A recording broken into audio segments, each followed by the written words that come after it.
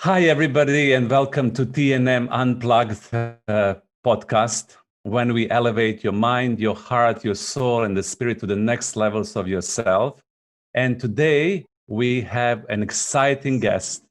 This guest today is a very close personal friend of mine, collaborator and partner in crime.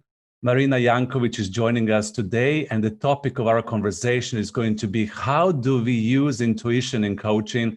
How do we tap into the intuition, and how do we really connect to ourselves and to our clients from a deeper space of knowing, deeper space of gut feeling, deeper space of gut, and then deeper space of intuition? What can I tell you about Marina? Marina, it's a wonderful coach. She is, first of all, MCC. She's Master Certified Coach as well.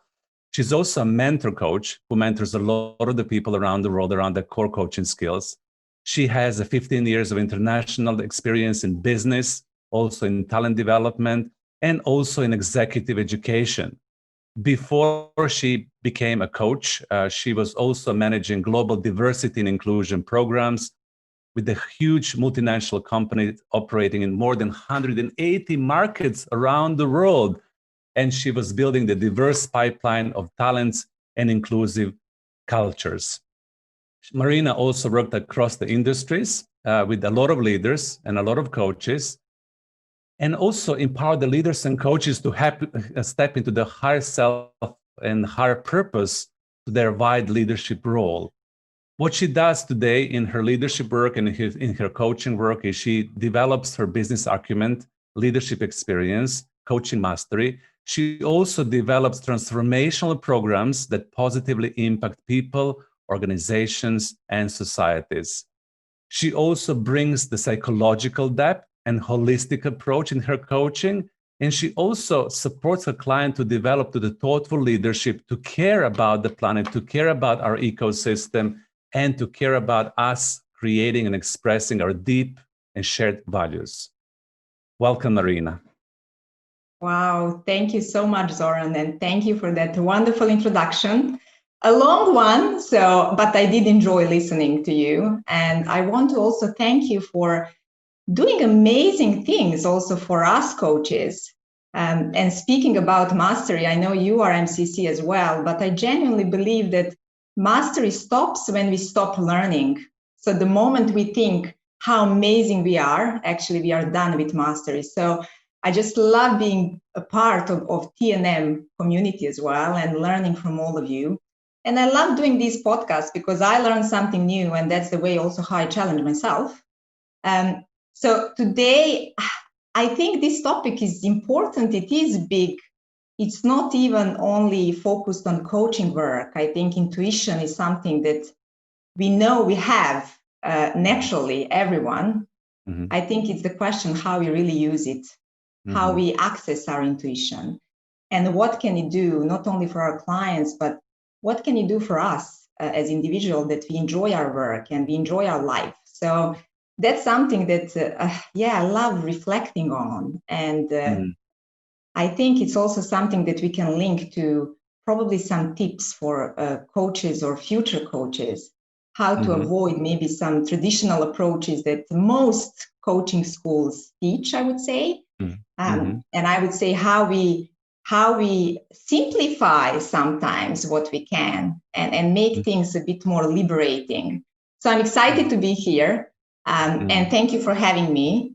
And yes, let's jump into that exciting field.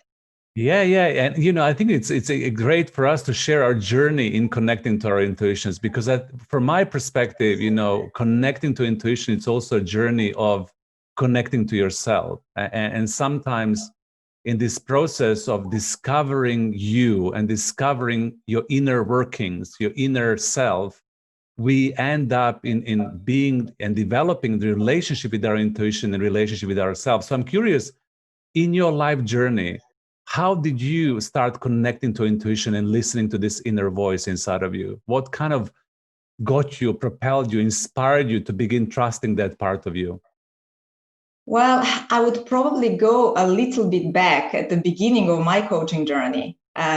because I cannot really say that I always done amazing work. And maybe I like to believe that was the case.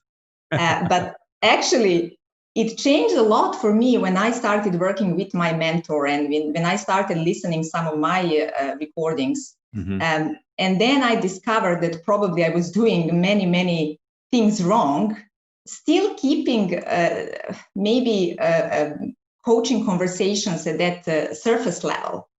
And that's probably the starting thing I would like to share with audience, that actually it is about the attention and it is about being in the moment. And we stop being in the moment if we focus too much on certain checklists. So if there's one thing that I actually learned and I really do consider most important in coaching, is that present rooted conversation. So presence is something that I believe we can all become better at. And if there's one core coaching competence with that makes a huge difference, is that maintaining presence under co-creating coaching relationship. And at the beginning of my journey, Zoran, so probably because maybe the first training I did was in that performance coaching. So I wanted very quickly to get to identifying goal. And then I would do that, let's say, flat coaching in a sense. Let's break that down. And by the end of the session, let's have that action plan. So it was very outcome driven. But if I'm being very honest with myself, that was for me to have actually that need fulfilled, maybe to justify that I added value as a coach. So it took me a while before I started really seeing coaching as a partnership, that I partner with clients and actually it's a thinking partner. It's not always about the agenda, about the action plan, about the problem. So we need to move away from coaching a problem. And I think once we start coaching a whole person, then the magic happens. And sometimes even when the time doesn't exist, I would then give information to a client several times during the session, make sure that by the end we arrive to that action plan. So, that would sound as now 20 minutes together, time together left. What is it that you want to really commit to? Instead of maybe trusting that sensation in my body. So even when clients come and they tell you, this is what I want to work on, very often that doesn't happen. So actually that's a reason more to tap into intuition when they don't know what they don't know. But even if that's the case, if you trust that something else is an issue, go deeper and then test it. I think the thing that I had to let go of is being right. And when I asked the question, I remember I was so obsessed with getting that, yes, you're right, that's what I meant, which shouldn't be the case. It's not about us. But I think it's also human. And that's why I want to share that. I love also sharing those stories, what I learned on the journey. And I think going back to your question, the role of intuition is huge. And I just even, think what I do in my life with my kids, I like to teach them, just if you feel that something's wrong, or if you feel that something else is going on, ask or walk away or do something about it. So we need also to walk the talk. And I'm glad to see that topic of intuition, that concept is creeping more and more into the language of business and leadership development and decision-making models. So it's time, I think, for everyone that we challenge the traditional, that rational, analytical approach. And I do then when I think even to revise, when I think about revise the core coaching competencies, I clearly now see the link. I see the link with intuition to establishing the coaching agreements. So even let's start with that. We have a very short time together in that chemistry session, which is interestingly called chemistry session at the beginning. So that's the ability to understand what is required in the specific coaching interaction and to come to that agreement. And decision is made on the basis of a very limited information. So given that relatively short time of a trial session, it's about making that judgment that is not rational.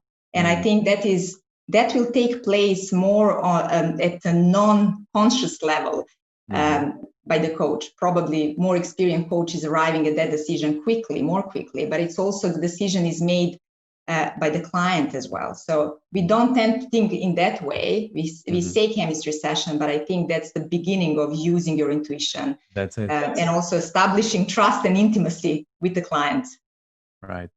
Yeah. And for me, how I relate to intuition is I see it as a coaching superpower. So if you think about you as a coach and you think about your superpowers, what is something that you can really rely on and trust as part of your coaching toolkit is that inner voice, that sensation that really enables you to feel the coachee, to feel the coaching space, to feel you, as you beautifully say, in being 100% present with the coachee, and then to be a little bit courageous to let go of this traditional structure of coaching that is outcome driven, as you said, that we have to accomplish the goal, that we have to create the value for the coachee, especially in the field of executive coaching, when everybody is geared towards the outcome, to accomplishment, to succeed, to create something outstanding. And I think that puts us in a situation when we have to overperform in the coaching conversation instead of being present enough to relax in ourselves and to create that space of intimacy when we can connect to this inner superpower that can really support us and guide us in the coaching process towards really, really partnering with the coachee. And I love what you shared, that, that intuition creates a deeper level of connection and deeper level of partnership, right? Absolutely. And you nicely said that it's about the coach being fully present in the moment. And then the ability to access intuition and trust one's own inner knowing is of great value when having to move to the moment with the client. And the more a coach is able to direct their attention and maintain an effective coaching presence, then the more they're able to use intuition in the process overall. So it's even using our intuition to know when to speak and when to stay silent, and using it in identifying patterns. So we use intuition to be bold with our coaching approach. And sometimes, as I said, taking risks and pushing back boundaries, both for the coach and client, is when miracle happens, when shift happens. Because I genuinely believe it's not our role as a coach only to raise awareness for our clients, but to partner for that awakening. And how are we feeling as coaches? Also, are we hopeless? Are we going through something too challenging? Do we feel disconnected? That's something we should never ignore. So I know that energetic field, that vibrations that are happening are much more powerful than words. Or our questions that we work so hard to make powerful. That's another interesting thing, making that powerful questions, and even going, most coaches I know at the beginning, and I did it, we had that booklet of 100 most powerful questions, Yeah, so I look did the at same. that. You can never be present. So you think that will happen if you just pick that one magical question, powerful question, and you tick that coaching competency. But it's not about it. And I think we should worry less as coaches about that question we ask. We should go more probably with our gut feel and asking questions out of curiosity. So allowing that space for client to reflect, to be present fully, that's much more powerful than any question I found in those booklets. So the moment we start to think how we perform as coaches, it's about us, it's about our ego, and that is a problem. Yeah. And I want to kind of drill a little bit deeper here, because you mentioned something really important before we kind of get into unfolding the intuition space as well, is that the most important core coaching competency is being able to be presence, or coaching presence. So when you coach nowadays, now you move through your coaching career and you're already MCC, how do you get yourself to be fully present in the coaching space? What works for you, to kind of show up? I think it's, first of all, there are some longer term things that I do, and that's more ongoing development. but also it is energetically very important how you enter every coaching session you have. And actually, I'm glad that I see that there are many more now, even ICF approved continuing coach education hours based on that Gaia philosophy that is promoting our interconnectedness and grounding practices. So I do some of them, and sometimes it's just, also a matter of grounding myself before the session starts. So trying to really remove myself from everything that's going on that day in my life, with my partner, with my kids. And it's not always easy. So I think it's also sensing where you are walking away from that full presence. And it's not easy if you have a full day of coaching to be 100% present. But it is also a matter of either using a short meditation practice, or you don't even have to close your eyes, but finding something that works for you. And I think that's important, that every coach finds something, and every human being, something that works for them. Because I don't think there's one way of coaching, and that's why there's no one way of doing things right. So, but it is important that we stay aware, that we are constantly aware also what's going on with us. And going back to previous, we cannot really support our client and partner for that awakening if we feel miserable or if we feel down. So I think every coach needs other coaches to support them, and constant mentoring. And I think that's why it is something that is ongoing. It's continuous development. It's not about credentialing at ICF. So the journey never stops there. What do you do, Zoran? I would love to hear your also. So exactly. So in addition to, I do the similar thing, I'm kind of very aware how do I arrive in the coaching space. So I do same thing, breath, breathing, really cleaning my mind, or cleansing my thoughts, or, letting go of everything that is happening in that day, or even before coaching conversation, if you have a back-to-back coaching space. So clearing up, grounding, really connecting to the earth. I feel that power of nature is super important in our lives. So connecting to the nature, connecting to the energy around you. I also, still myself in a way that, I connect to my breath, and I keep on breathing in and out, in and out, in and out, in a very short meditation to really presence and to still myself. And then I like doing also a thing that I connect with my client energetically. So I sense and feel into our conversation to come. I feel into our client, and I sometimes even make an intention by saying, I'm opening the coaching space right now. I would love my client to arrive in the best possible version. I would love to be at service to my client, and I'm opening up to be curious. This is exactly what you said. My biggest thing is, being curious in that space.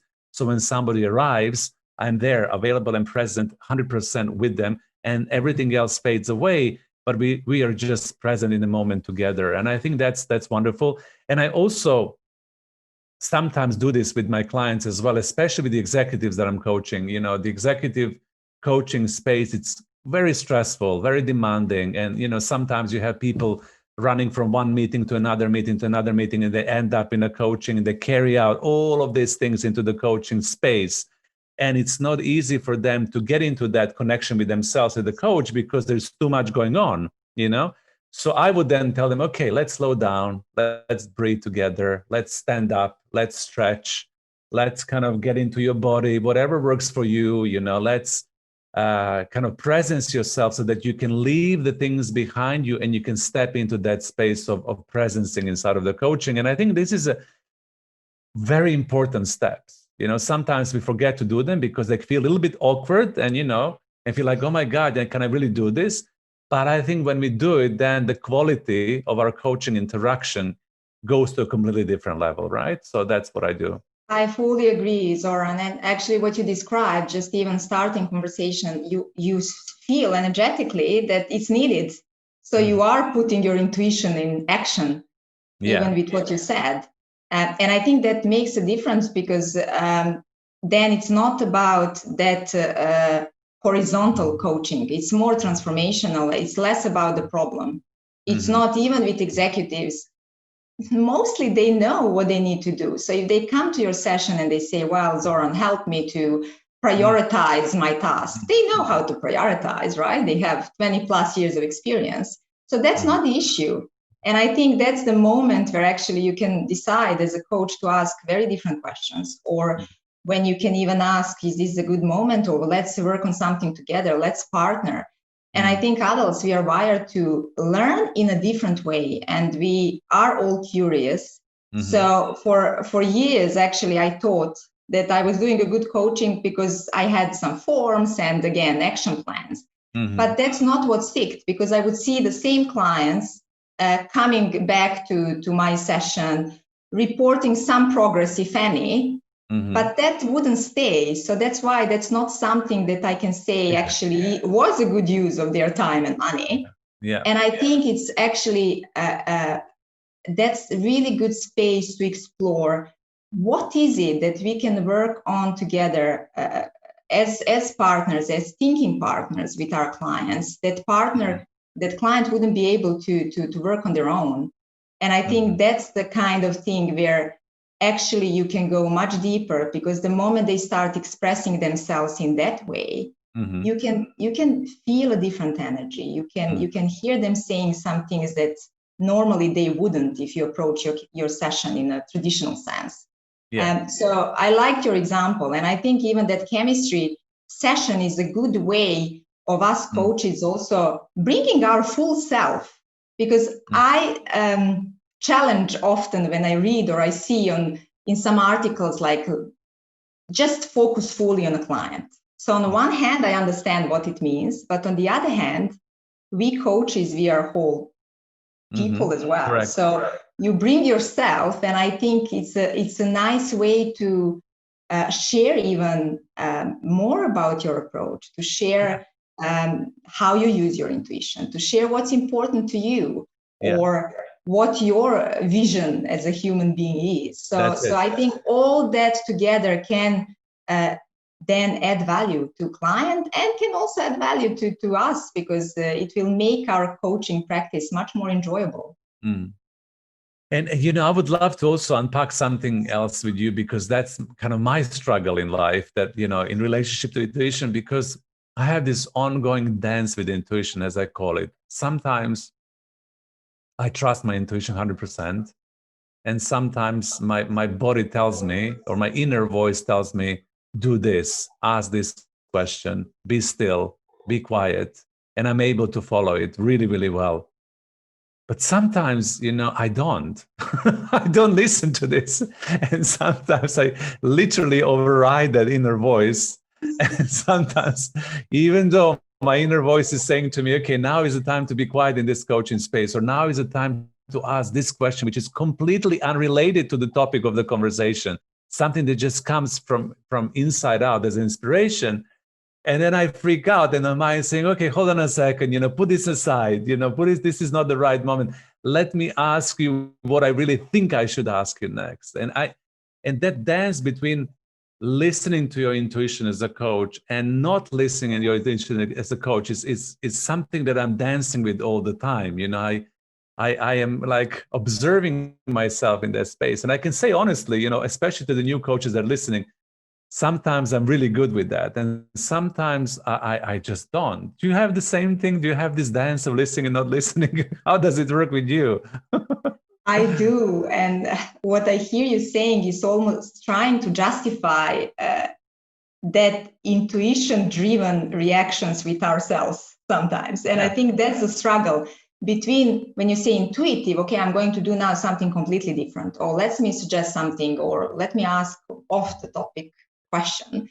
And on the other hand, you still want to be that rational person, so that other people are able to follow your mental flow. And I think the way how I see that we still, whether we want to or not to admit it, we still have that pressure of actually wanting to fit, or actually wanting to be understood, which is natural. And again, as you said, maybe the key thing is being aware. And even if you don't ask that question or you don't go fully with your intuition, maybe that's an ideal moment to ask yourself why. And I still, believe it or not, I keep that reflective journal for myself for coaching. Mm-hmm. And I think, maybe we don't have to have it. We don't submit it to our ICF credentialing for our ICF credential, but that's not the point. I think it's exactly about going deeper with ourselves, and that's a good practice. And you might arrive to a very interesting answer why you didn't go with your intuition, or what's the need behind that you wanted to fulfill. That's it. And again, that's something that we don't like to admit maybe loudly, but we are all biased, and we all maybe have some thoughts, and we want to make them rational. So I think just being aware of that is the first step, but definitely does happen to me, not only in my coaching practice, it happens in life, when you say, why didn't I do that? I knew it, And then I made a completely different decision, because maybe actually my brain still was inclined to be analytical. That's it. And I think that's a training, because we rely on to our brain a lot, to our analytical cognitive thinking processes, because we've been trained to do this. Also in the coaching process, it's a very linear on a certain level, and you follow the steps, and you do this, and then you do this, and then you do this, and then you do that. So it's a linear process that powers the cognitive thinking as well. And I think that what we're talking about today, it's a linear process, is absolutely wonderful. And if we really want to go into the deeper transformational coaching space, we are all called as coaches to go into this space of trusting intuition. And I also want to comment on, reflective journals. I do the same thing after each and every coaching conversation. I reflect to how I've done it. What was my learning as a coach? What did I do that I knew I could do differently, and why that happened? And you're absolutely right. And most of the time it's a need, or it's a pressure, or me not being able to be present enough and powerful enough in this coaching presence to really communicate what I wanted to communicate. And it's an ongoing learning that links beautifully to what you said, that the mastery of coaching is really in your ability to keep on learning and reflecting and growing and polishing yourself and discovering yourself to the next level. But I would love to get to the space when I trust my intuition all the time in my life as well as in coaching, because sometimes I literally look into this as like, I knew this. Oh my God, my intuition was screaming, turn left, turn left, turn left, and I did it right. So I think it's an interesting dance that we need to arrive to this space when we're so aligned inside out that we really trust that inner voice. True, and it's amazing how sometimes when you let your intuition fly, you can achieve much more within much shorter time in those coaching conversations. If you move away from that model of, identifying outcome and working around it and getting into commitment and what's coming next. So if you cut that conversation and you go boldly with the question, again, without that need of having to be right, I've seen so many things that so much happened within such a short time. So that's why it does actually, it's worth it, because it's not about us again, it's about the difference that makes for a client. And I think just spending more time, and most coaches panic if they get to the point and then the conversation and the outcome changes completely. Right. What to do now? I have 10 minutes left. Let me just stick to this. But I think that's actually a good sign. It's a good sign because you unpacked something and then go into that. It doesn't matter. It doesn't have to be really perfect in a sense of checking all the things on the list for ICF. And maybe that's not going to be the one that you're going to submit to ICF, but you're going to learn something new. You're going to learn something amazing. And I think that's also reality that we face. It's not that every coaching conversation is for credentialing. And I think that if we recorded, let's be honest, our coaching conversations today or tomorrow, would all of them pass ICF credentialing? I'm not sure, but maybe they shouldn't. And I think that's why how I understand the whole process is extremely important. So I do respect a lot what's done and why competencies exist. But I also think, on the other hand, that we need to be more flexible in the way how we use them. And that's why intuition as a concept has a really important part to play in all of that.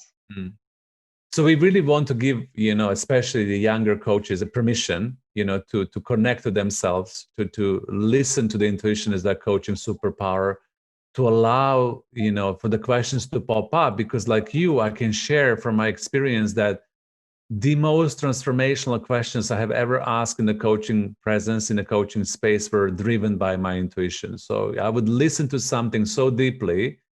And even if this is absolutely unrelated to the topic, I would say even to my clients, I need to ask you a question that is completely unrelated to this issue right now. What about this? And usually the clients will say, wow, how did you know to ask me that question? That's exactly what my real issue is about. Everything else is a story that I'm sharing with myself and sharing with you. But the actual source behind the symptom in this coaching conversation is that question that you asked. And that question came from this space of intuition. And so for me, learning how to trust you as a coach and learning how to trust this inner voice will unlock that superpower of a coaching presence, which is intuition. Absolutely. And you said that wonderfully. Without that anxiety that if you say, I'm going to ask you something completely off the topic, that you're doing something wrong, actually you're doing something right. And the worst thing, what is the worst thing that can happen really there? Yeah. That they say, well, I'm not sure I understand, or I'm not sure that I have answer, or I don't know. And that's a good answer sometimes, good in a sense that it gives you some insight. So you decide where to go from there together with your client. But I think that's exactly what I find useful and I practice more and more, and what I would love also younger coaches to be aware of. It doesn't need to be perfect in a sense of following one specific framework. And at the end of the game, that's what you want to be, an authentic coach and somebody that clients would choose. So find your own way. And I think go with your gut. And when you feel a sensation in your heart or gut or however you want to call it, share what you think your client might be feeling. So what you think, and that's the way how you express yourself. Without you said or you sound, but it just came to me, or I based on this and that, or this is what I actually I felt in the way how you said it. So how does it come across? And I think that's the reflective inquiry that is very valuable, and it's much better because you are then curious genuinely. You're asking the right question. You're moving away from that list of powerful questions, and that's the most relevant, and that is adding value. So be yourself, be your authentic self, and the way you achieve your authenticity and your coaching style and you find your coaching voice, it's your ability to listen to yourself more deeply and to allow yourself to give yourself permission to show up fully without only following the coaching process exactly how you've been taught, which is a technique, because only your presence can give the life to that technique. If the technique is just there, but you're not fully present in that moment, the technique is just going to be outstanding. You're going to tick all the boxes, but the real magic of coaching, the real transformational power of the coaching will not be in that coaching conversation. So we really want to empower people to do that. So we have a few minutes left. Marina, what would you like to leave our audience with? Would you like to share anything, like when it comes to any specific practice that you would love to leave them with, or any specific pearls of wisdom towards the end of this conversation? What would be your sharing towards the closing? I would say probably for me, the biggest link with this whole intuition comes to the space of being curious. So probably I'm going to repeat myself, but asking questions out of curiosity and then going with that sensation is something that will open up a client's path to something new and potentially become more transformational. And one maybe specific thing that I try to keep in mind is that we need to accept their responses, whether they agree with you or not.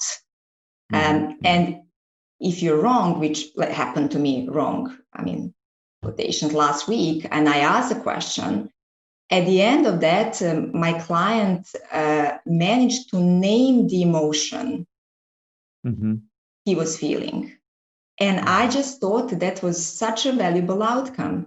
It wasn't an action point, it wasn't an action plan, but it was so deeply important that actually really happened that he was keen to have another follow-up conversation, just having that insights. So again, only because I did go with my intuition and I didn't have that need of having to be right. And it's not always easy, as we said, we are all humans and we want to justify the way how we think or how we manage our coaching sessions. But I genuinely think maybe that's the way how we should act, not only in our coaching practice, but in life overall. And that can add depth to any relationship that we choose to develop. Beautiful summary. And I would add to that, for me, it's about cultivating relationship with that inner voice, allowing yourself to really listen to it. Sometimes jokingly, I said to my intuition, come on, speak louder, because intuition sometimes whispers, it's a very kind of quiet voice that comes when you still yourself, when you're in the silence, and when something is space between, being fully awake and the intuition speaks. So the practice that I would love to leave the audience with is that cultivate that inner relationship with your inner voice and find the spaces in your life when you can really connect and listen to what that voice says. Because if you listen to it, it will become your superpower. It will become something that is a transformational energy of your life. And also it will make you a very, very, very powerful transformational coach when you show up 100% fully with that power inside of you. So keep on practicing. So Marina, thank you so much for coming to this podcast today. There's so much more to unfold. I'm sure we're going to have an opportunity to talk further, either expand the topic on intuition or dive into any other coaching superpowers towards the mastery of coaching. So I'm really grateful and honored that you came to talk to me today. And for the audience, thank you so much for listening. More to come in Beyond Coaching series on TNM Unplugged, and we'll talk soon. Bye for now. Thank you very much. Bye, everyone.